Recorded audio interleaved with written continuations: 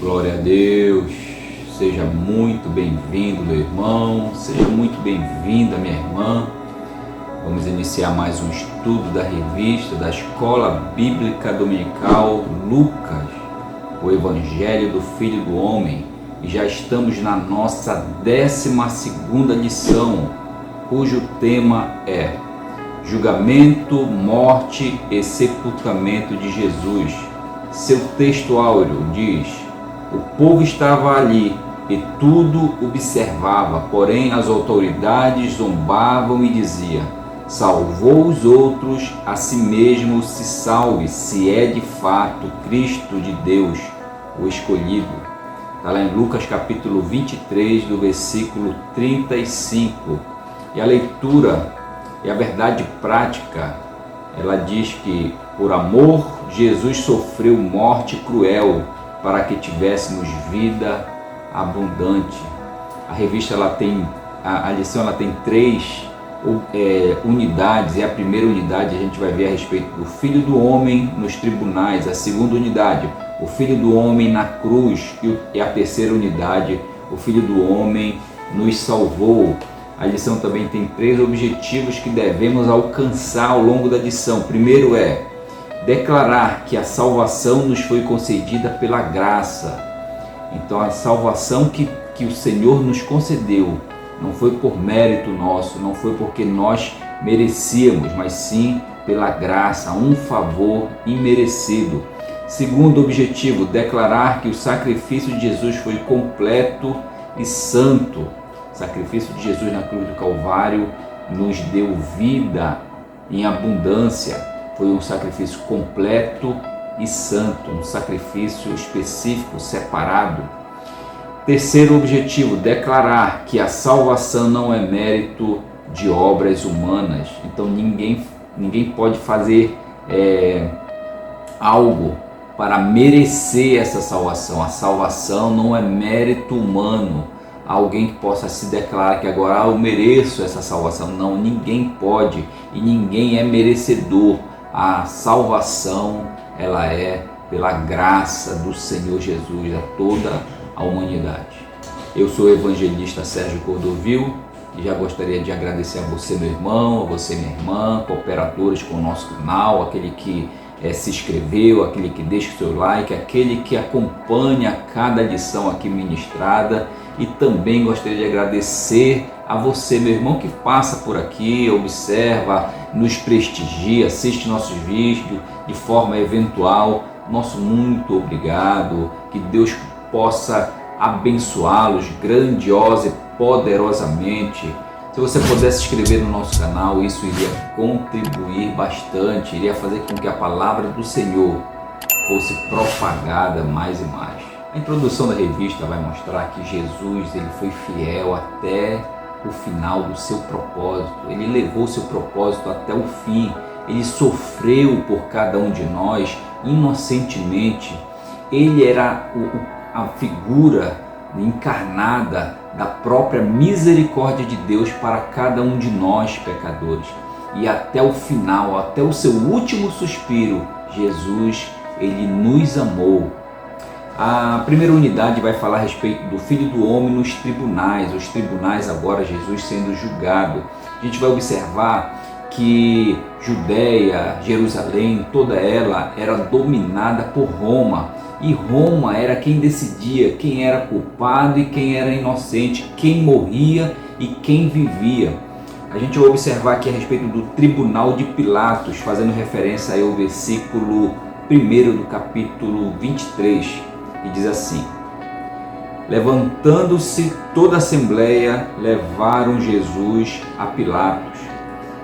A gente vai observar que a acusação religiosa leva agora Jesus até a presença de Pilatos. Os religiosos da época já haviam julgado Jesus. O Sinédrio é a composição das autoridades religiosas ali do local, aonde os sacerdotes, sumo sacerdote, ali os escribas, os anciões, todos eles já reunidos condenaram Jesus, mas eles não querendo sujar suas mãos de sangue, levam agora a figura de Jesus até a autoridade máxima romana ali, Pôncio Pilatos. Pilatos agora recebe Jesus com as seguintes acusações.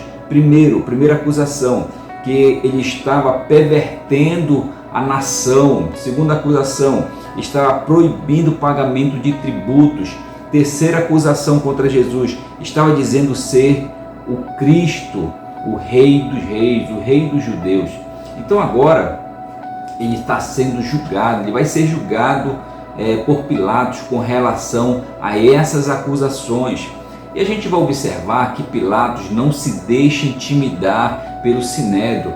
A gente vai ver também que Pilatos ele tinha muito medo ali da repercussão, da decisão que ele poderia tomar com relação agora ao julgamento de Jesus Cristo, visto que esse momento que Jesus está sendo apresentado perante ele é o momento da Páscoa, onde há uma grande concentração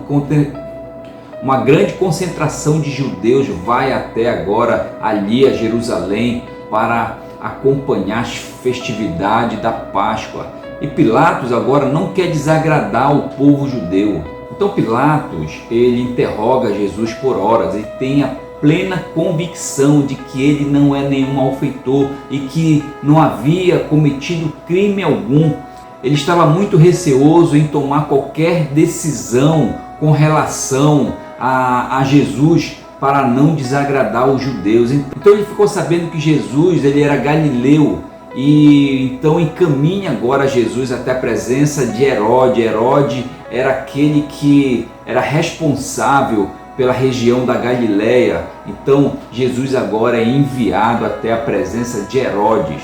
Número 2 da primeira unidade vai falar justamente a respeito do tribunal de Herodes, fazendo referência ao versículo 8, que diz assim: Herodes, vendo a Jesus, sobremaneira se alegrou, pois havia muito queria vê-lo, por ter ouvido falar a seu respeito. Esperava também vê-lo fazer algum sinal.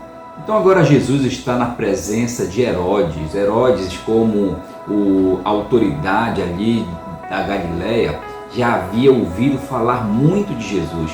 Os feitos de Jesus, os milagres de Jesus, eles seguiu adiante, era muito conhecido e Herodes já havia ouvido falar, mas ainda não conhecia Jesus. Então a presença de Jesus ali diante de Herodes deixou ele muito feliz e curioso em querer saber e conhecer a respeito da pessoa de Cristo e até mesmo, como a própria palavra diz, de ver ele fazer algum sinal, algum milagre, alguma coisa que pudesse revelar que ele realmente era o Messias. Mas Jesus ali o frustrou intensamente, porque nada ele falou e muito menos fez nenhum sinal, nenhum milagre. E agora Herodes também evita sentenciá-lo, interroga ele, acha ele também uma pessoa que não havia feito nada. Então ele agora simplesmente se limita em participar de algumas zombarias contra Jesus e também manda chicoteá-lo, manda ali torturá-lo, e depois devolvê-lo à presença de Pilatos novamente. Agora Jesus ele vai ser encaminhado novamente à presença de Pilatos. O número 3 da primeira unidade vai falar a respeito justamente da tentativa romana, fazendo menção agora ao versículo 22, que diz assim: Então pela terceira vez lhes perguntou: Que mal fez este? De fato nada achei contra ele para condená-lo à morte, portanto depois de o castigar, soltá-lo-ei. Então Herodes agora devolve Jesus à presença de Pilatos, e ele, depois de fazer também uma grande investigação, e declara que nada havia contra ele, que esse homem era realmente um homem inocente, e após castigá-lo, manda agora a presença de Pilatos, e Pilatos agora vai receber novamente, retomar agora esse processo contra Jesus, dando continuidade ao seu julgamento. Mas vamos observar o que Pilatos fez até aquele momento. Foi alguns pontos positivos. Ele fez uma investigação minuciosa contra Jesus e levantou muitas informações, muitos dados, e aí ele ficou sabendo, a respeito do assunto. Segundo, ele declarou solenemente a inocência de Jesus. Então, ele declarou a alto e bom som que Jesus ele era inocente. Terceiro, ele prosseguiu no trâmite lícito em busca de mais informações. Então ele sempre fez ali uma apuração, uma busca, né, a respeito de fatos ali a respeito de Jesus. E todos esses fatos, essas buscas, essa minuciosa investigação levou à certeza de que Jesus era inocente daquilo que estava sendo acusado. E quando Pilatos agora leva ou faz a tentativa de levar a absorção até a autoridade judaica, ao Sinédrio, essas autoridades rejeitou agora essa absorção de Jesus. Então agora Pilatos ele lava suas mãos, ele leva até a decisão do povo, apresenta Jesus ali com uma opção de soltura, porque no evento da Páscoa, na festa da Páscoa, era comum soltar ali um prisioneiro na ocasião, e agora ele dá essa opção ao povo de que esse prisioneiro que ele ia soltar estaria entre Jesus e Barrabás, e o povo agora pede para que solte Barrabás e crucifique a Jesus. Então Pilatos lava suas mãos agora. Número 2, a segunda unidade. A segunda unidade fala a respeito do Filho do Homem na cruz. E a gente vai observar que o relato da crucificação ela consiste em 3 momentos, em 3 partes. Primeiro momento vai falar a respeito da caminhada até o local da crucificação. Segundo momento vai falar a respeito da crucificação em si, né? E o terceiro momento vai falar a respeito do diálogo de Jesus com os 2 malfeitores, um que estava no lado direito e o outro que estava no lado esquerdo. E esses relatos Lucas vai estar trazendo com alguns detalhes diferentes dos outros evangelhos. E o número 1 vai falar justamente aqui a respeito do choro das filhas de Jerusalém, e faz menção aqui ao versículo 28, que vai dizer assim, olha: porém Jesus, voltando-se para elas, disse: filhas de Jerusalém, não choreis por mim, chorai antes por vós mesma e por vossos filhos. Então até a caminhada de Jesus agora sendo levada até a cruz do Calvário, pelas ruas estreitas de Jerusalém, sendo humilhado, sendo ali injuriado, cuspido, né, esbofeteado, chicoteado pelos homens até ali a cruz do Calvário. Nessa caminhada, alguns personagens aparecem, como Simão, o Cirineu, que é chamado, é obrigado agora a carregar a cruz de Jesus, carregar e ajudar Jesus a carregar a sua cruz até ali o local da crucificação. E também Lucas vai dar ênfase aqui às mulheres que acompanhavam agora essa caminhada de Jesus pelas ruas de Jerusalém. E essas mulheres não deixaram Jesus, não desampararam Jesus. Desde a caminhada até o seu último suspiro, as mulheres estavam ali aos pés da cruz. E a gente vai observar os detalhes que Lucas, o evangelista, vai trazer a respeito disso. Então Lucas vai narrar que no meio daquela grande multidão que cercava Jesus, acompanhava Jesus ali na caminhada à crucificação, agora havia as mulheres. Essas mulheres que acompanhavam, mas observavam tudo nos seus detalhes. A expressão que Jesus fazia de dor, e agora elas se compadeciam, elas realmente sentiam essa dor, elas estavam ali compadecidas com todo esse sofrimento que Jesus estava passando. Então Jesus ele se volta para essas mulheres que ali acompanhavam ele e chorando, né, copiosamente. Agora Jesus se volta para elas e diz assim: mulheres de Jerusalém, não chores por mim, mas chores por vocês mesmos e pelos seus filhos. Jesus ele está aqui agora praticamente anunciando que viria sobre a cidade de Jerusalém, o grande sofrimento que viria sobre a cidade, o grande castigo que viria por Jerusalém. Não reconheceu Jesus como o seu Salvador. Então agora a cidade de Jerusalém iria passar por uma fome muito grande, ela seria agora sitiada, ela seria atacada, e ali, bem-aventurada, seriam as mulheres estéreis, que não teriam nenhum filho, nenhuma outra boca para dar de comer, nenhuma outra pessoa para estar se preocupando, né? Porque Jerusalém iria viver dias horríveis, Jerusalém iria passar por situações realmente penosas, de fome, de guerra, de situação de destruição. Então, as mulheres estéreis, as mulheres que não teriam filho para se preocupar, essas seriam bem-aventuradas.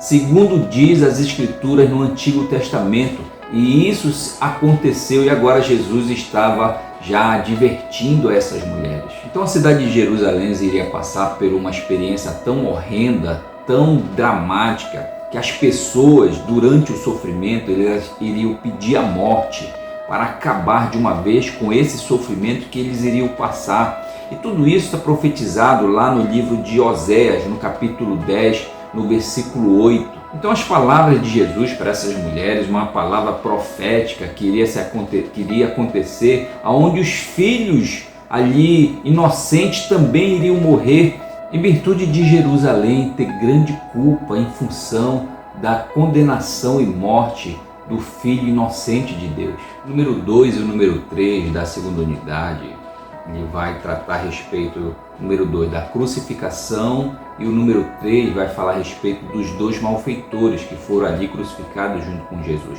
E a gente vai fazer referência aqui ao versículo 33 e o versículo 39, que dizem assim: quando chegaram ao lugar chamado Calvário, ali crucificaram, bem como os malfeitores, um à direita e o outro à esquerda. Um dos malfeitores crucificado blasfemava contra ele, dizendo: não és o Cristo? Salva-te a ti mesmo e a nós também. Então olha só, agora Jesus ele chegou ali no local chamado Calvário, e agora ele foi crucificado junto com dois malfeitores, um da direita e outro da esquerda.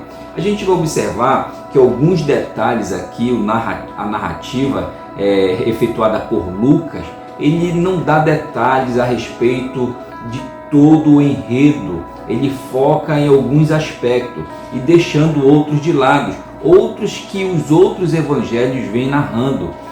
Mas aqui ele vai dar ênfase justamente na questão de quando ele é levado e é crucificado. Vamos observar que as autoridades do povo judeu e até mesmo os próprios soldados ficam agora zombando de Jesus e diz assim: olha, tu não és rei dos reis, tu não és agora o Messias, salva-te a ti mesmo. E puseram agora sobre a cruz uma descrição dizendo assim: este é o rei dos judeus. Essa descrição colocada sobre a cruz foi feita ali de uma forma de zombaria, mas essa colocação, essa zombaria, ela acabou sendo uma profunda verdade a respeito de Cristo, não só os reis dos judeus, mas o rei dos reis e senhor dos senhores. Então agora os dois homens que foram crucificados juntamente com Jesus, os dois malfeitores, a gente vai ver que um deles ridiculariza agora Jesus e diz assim: olha, tu não és filho de Deus, salva-te a ti mesmo e salva a nós também. Então ele começa agora a ridicularizar a Jesus, e o outro sai na defesa de Cristo e diz assim: olha, nós estamos merecendo, somos merecedores disso que estamos recebendo, agora este homem nada fez. Então ele se volta agora para Jesus e diz assim: olha, Senhor, lembra-te de mim quando chegares no paraíso.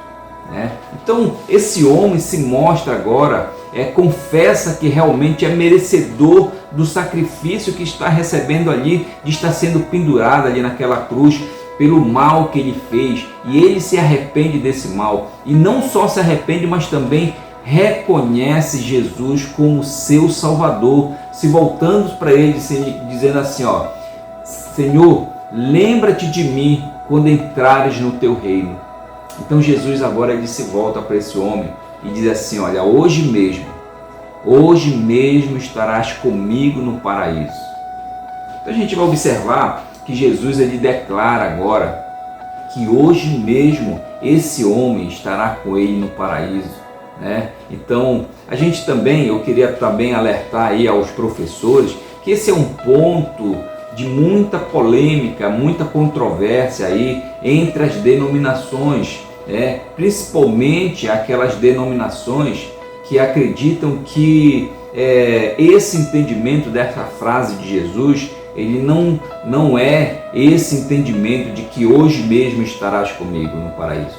Visto que, a gente vai observar que a escrita da época de Jesus, ela não tinha vírgula, não tinha pontuação, a escrita era corrida, então a falta da vírgula ali, ela dá outras interpretações, como algumas denominações, principalmente aquelas que defendem o sétimo dia, acredita que essa frase, ela diz assim, olha, então eu te digo hoje, estarás comigo no paraíso. Eles acreditam que se existisse uma vírgula, essa vírgula estaria depois do hoje. Então, eu te digo hoje, estarás comigo no paraíso, como se Jesus estaria falando isso hoje, naquele momento, para a pessoa, e que essa pessoa estaria no futuro no paraíso com Jesus.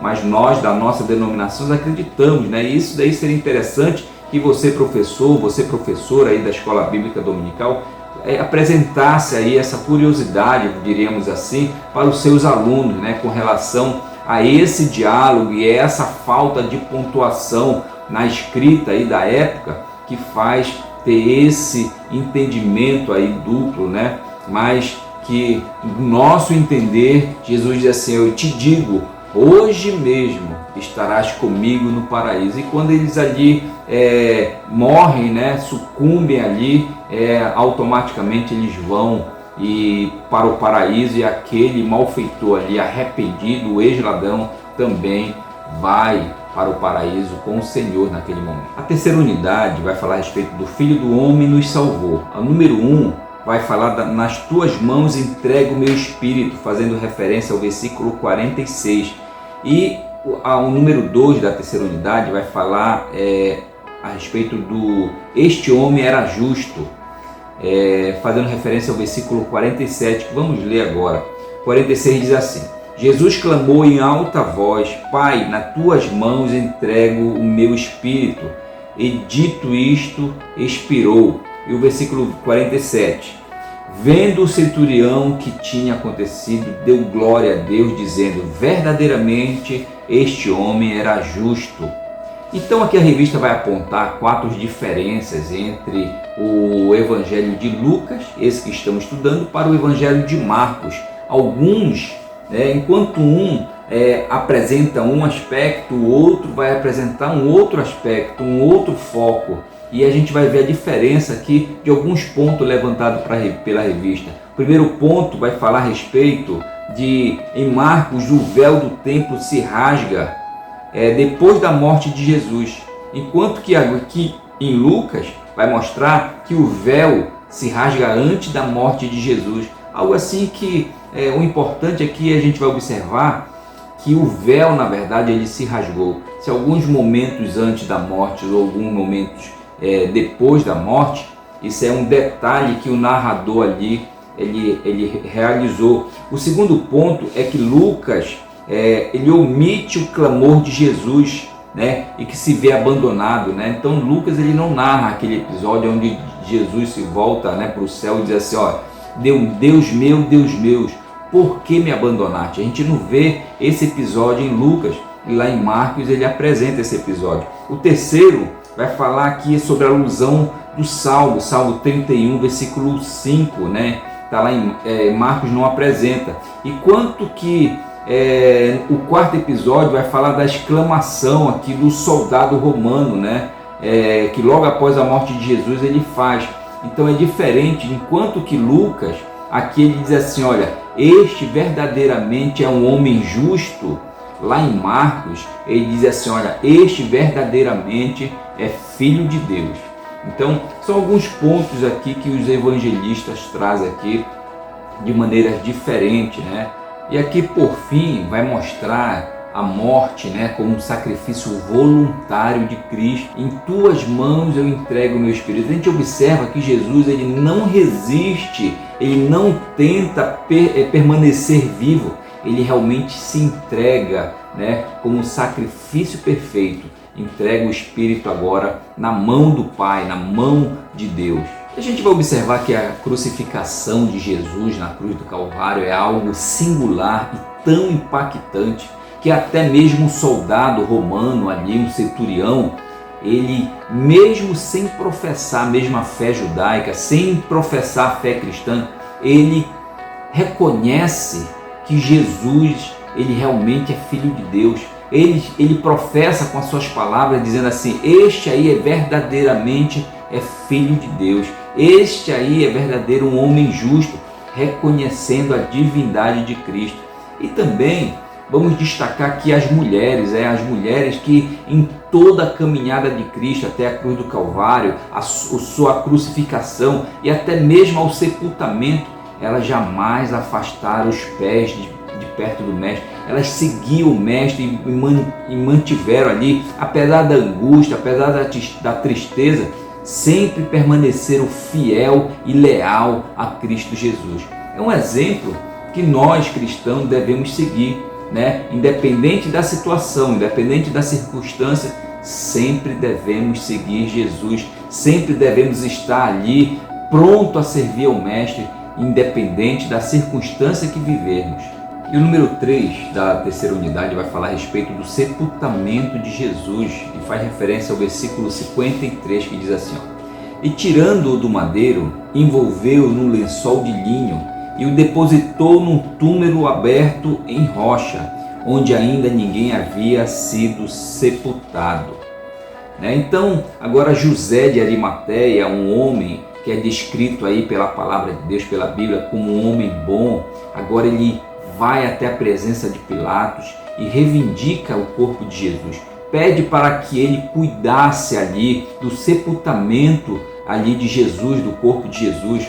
Então, vamos observar que José de Arimateia, apesar de fazer parte do membro do Sinédrio, não havia participado ali do julgamento de Jesus, né? Então ele vai agora, reivindica o corpo até Pilatos e agora ele faz o sepultamento de Cristo.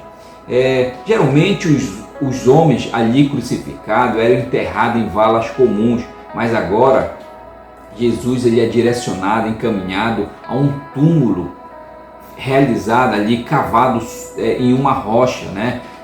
Túmulo esse que era destinado a grandes autoridades, né? Então a gente vai observar que Jesus ele foi crucificado, foi morto ali como um malfeitor, foi sepultado como um verdadeiro rei, colocado no sepulcro, cavado em uma rocha, né, onde ainda ninguém havia sido sepultado.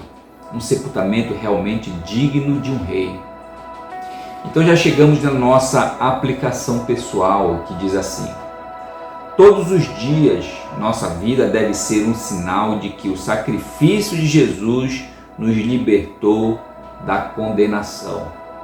Então a nossa vida diária, todos os dias, devemos nos lembrar, e não só nos lembrar, mas os nossos comportamentos e atitudes devem refletir de que realmente o Senhor nos livrou de todo o mal, que Ele nos salvou e agora nós somos livres para realmente fazer aquilo que agrada ao Senhor, né?